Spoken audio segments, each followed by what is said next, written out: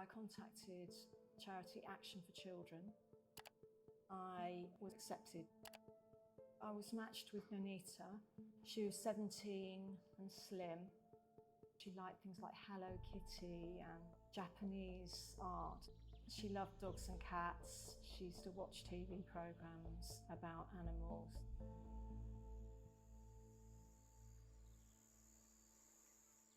I was told that she had self-harmed in the past and that she was in a better place now.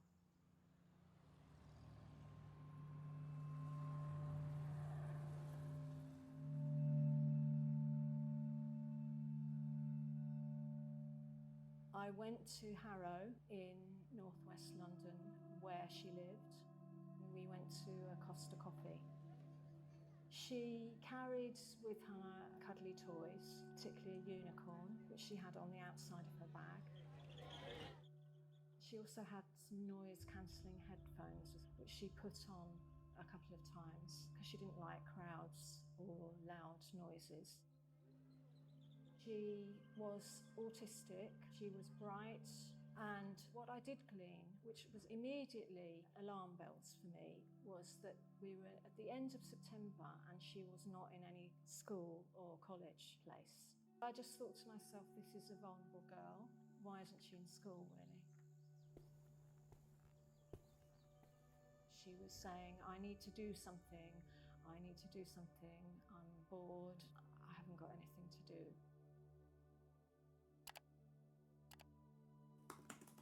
Nonita emailed me thanking me for a nice day and she attached her CV. I like dealing with a wide variety of animals, from garden toads and spiders to dogs, cats and horses. I was a school math ambassador in Year 11. I also served as a school prefect and participated in a variety of extracurricular activities. I truly believe she could have lived a full life. With hindsight, if I'd known the level of distress that she was in, I would have handled things differently.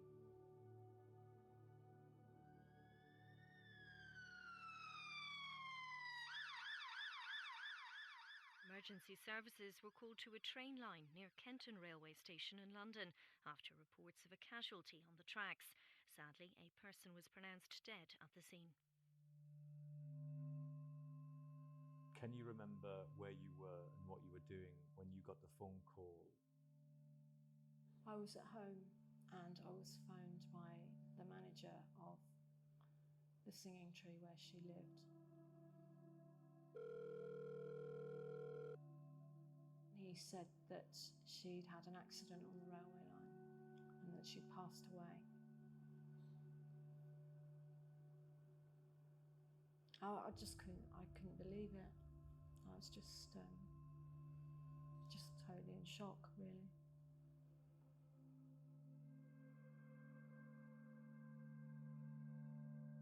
She had serious mental health issues, obviously, that I had no knowledge of.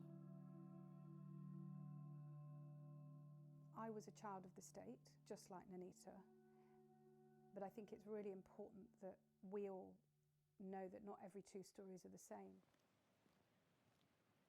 I was put in care at birth and then in and out till I got the letter to say I was no longer, child of the state, if you like. I was no longer their responsibility, kicked out. And I was kicked out at 16 and put into a homeless hostel. Just to think about what it would have been like for Nonita. Certainly living alone is on one hand liberating, but also terrifying. And young people often reach out for help, but if the help doesn't come their way, they are so lost. The lack of care historically is shocking. But the lack of care today is worse. And I say this really seriously. It is worse than it ever was, Nick. Because back then, it felt like there was at least some comeuppance. A little bit, Child of the state, therefore the state was answerable, perhaps. Where does the accountability come from for when a child dies in the care of the state? Who gets held accountable? Nobody. Because who polices the police? Because if nobody ever has to answer, it's just going to keep happening. There has to be answers.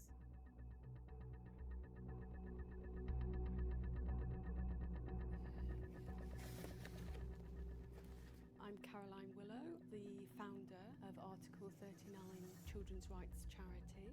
I'm Deborah Coles and I'm the Executive Director of Inquest. We are a charity that helps families and friends navigate the processes that follow deaths in the care of the state. Catherine Bryson was Nonita's independent visitor. Friend of a friend put her in contact with Article 39 with me. What she shared was shocking and troubling. This was a child in the care of the state. The only place where there was going to be any public scrutiny about what happened would be through the inquest process.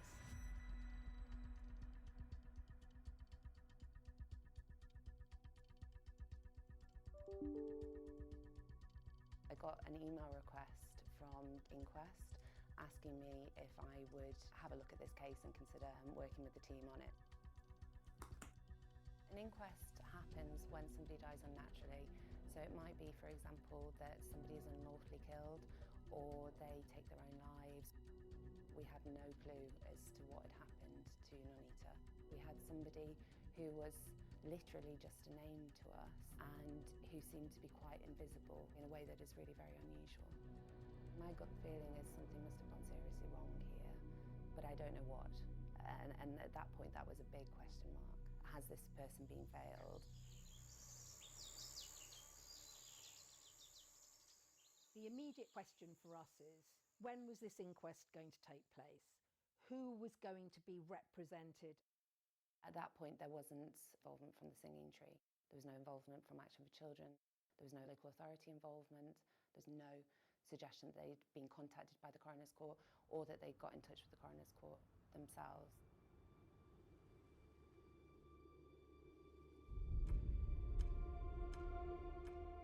The default position of the state and those who work in positions of authority is very often to deflect, to deny, to conceal, and often cover up responsibility.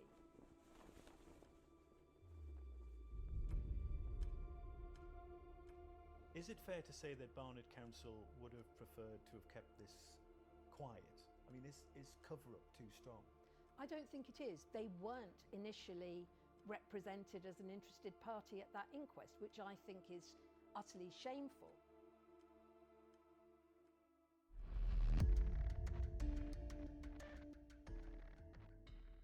Interested persons is a special status in an inquest.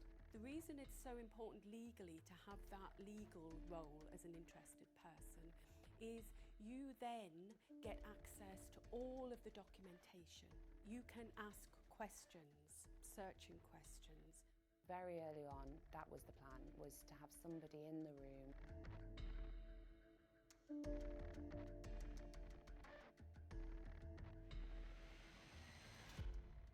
The local authority didn't want him to grant us interested person status, perhaps for obvious reasons, so they did object to it. They saw our application as audacious, that we were the awkward squad, we were the wrongdoers, we were pushing our way in to a process that had nothing to do with us. This was the difference between wide-ranging scrutiny of what happened to Nonita and not. But, you know, it was going to be hard fought.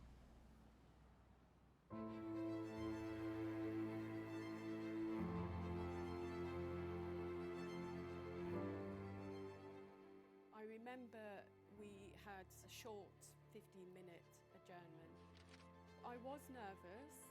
He felt there was a very important public interest in making sure that Nonita's life and death was properly examined.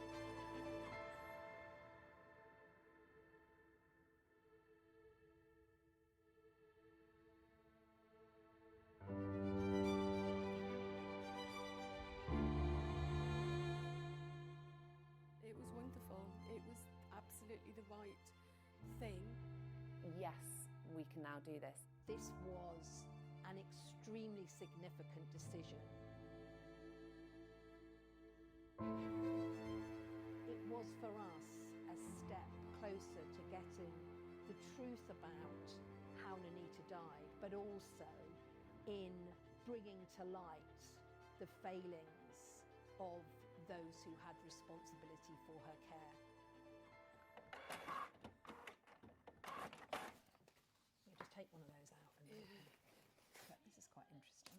We received thousands of pages of case notes from the London Borough of Barnet, the local authority, also from the Trust, also from the Singing Tree. And you don't just go through it page by page, you go through it word by word, line by line. That is an enormous task. As I started reading the disclosure, I was quite taken aback by how much had gone wrong. How did you feel about what you were reading? Intense sadness, abiding anger and frustration, and how can this be? She told everybody what she was going to do.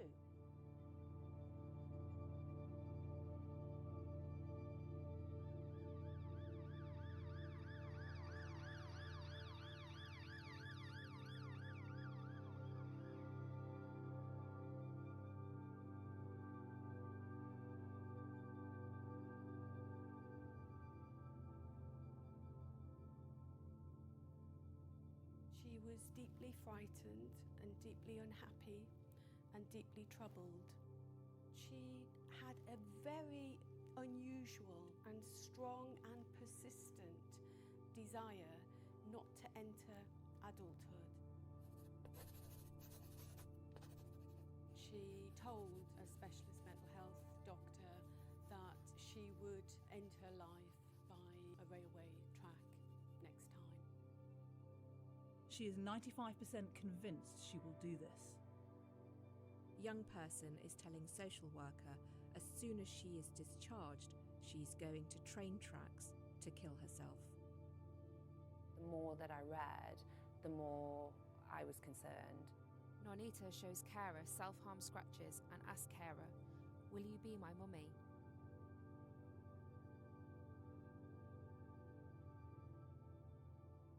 Not only did Nonita communicate her intentions, but these were well documented and well known. Nonita says that she is not worth the money that is being spent on her care, and that when she becomes an adult, she will kill herself. She forewarned us all about her death.